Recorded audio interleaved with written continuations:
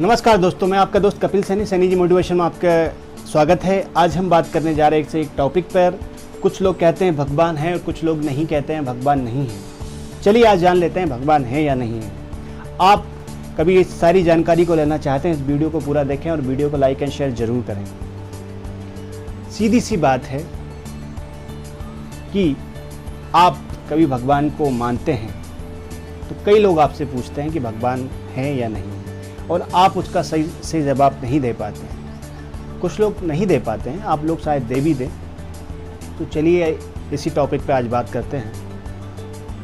एक बार की बात है कि मैं अपने सफ़र के लिए कहीं बाहर जा रहा था। सफ़र के दौरान मेरे हमेशा एक बुक्स पढ़ने की आदत है। मैं जब भी फ्री टाइम होता है तो मैं अपनी बुक्सों को अपने साथ रखता हूँ, सफ़र के दौरान भी, और उनको पढ़ता हूँ और नई नई चीज़ें सीखता हूँ। तो मैं ऐसे ही ट्रेन में कुछ सफ़र मेरा तय हुआ और मैं ट्रेन में बैठा हुआ था। कुछ 1-1.5 घंटे हुए और मैंने अपनी बुक्स को निकाला और पढ़ना शुरू किया। सामने ही मेरे एक व्यक्ति बैठे हुए थे। मुझे धार्मिक ग्रंथ एकाग्रचित्त से मन से पढ़ते हुए देखकर उन्होंने धीरे से मुझसे एक सवाल किया, क्या आप भगवान को मानते हैं? मैंने ही मुस्कुराते हुए कह दिया, जी मैं भगवान को मानता हूँ। कुछ 10-15 मिनट और चलता रहा। फिर उन्होंने एक व्यंग भरे शब्दों में मुझसे कहा कि आप भगवान को कभी देखा है? मैंने कहा देखा तो नहीं है। फिर उन्होंने कहा कि जब देखा नहीं है तो आप फिर भी मानते हो?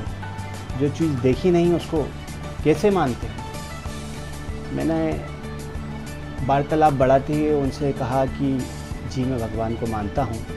उन्होंने कहा जो दिखता नहीं उसको कैसे मानते हो? मैंने कहा सर आप क्या करते हैं, आप मुझे आपके बारे में बताइए, थोड़ा सा मैं जानना चाहता हूँ। उन्होंने कहा पुरातत्व विभाग में मैं एक वैज्ञानिक हूँ। अच्छा, मैंने कहा बहुत अच्छी बात है।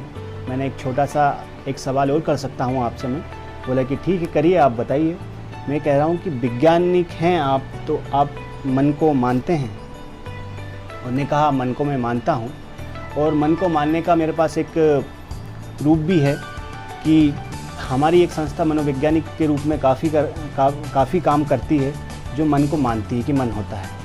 उनका बहुत सही बात है, मन होता है, आप खुद भी मानते हैं, मनोवैज्ञानिक है। तो एक छोटा सा और सवाल था जिसका आप मुझे जवाब दे दें तो आज मेरी सारी जो सारी दिक्कतें हैं वो यहीं ख़त्म हो जाएगी। उन्होंने कहा ठीक है। मैंने कहा मन शरीर के किस पार्ट्स में होता है? मन तो विचार होते हैं, भावनाएं होती हैं, महसूस किया जाता है, कभी दिखते नहीं हैं। मैंने कहा कि जब आप मन को मानते हैं, आप कहते हैं कि विचार और मन का अनुभव किया जा सकता है, तो मैं भी ईश्वर को मानता हूँ और उनको अपने मन मंदिर में बिठा के रखता हूँ।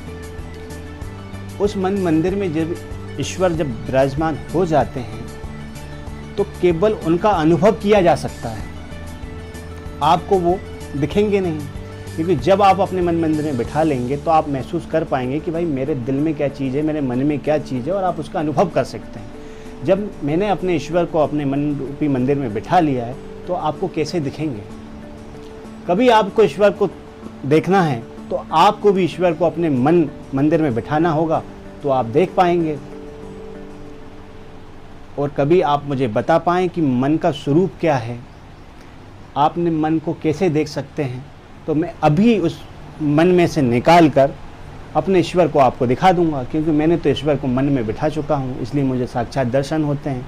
मैं जैसा अनुभव करता हूँ मुझे वैसे दर्शन होते हैं। कृष्ण के रूप में देखता हूँ तो कृष्ण दिखते हैं, राम के रूप में देखता हूँ तो राम दिखते हैं।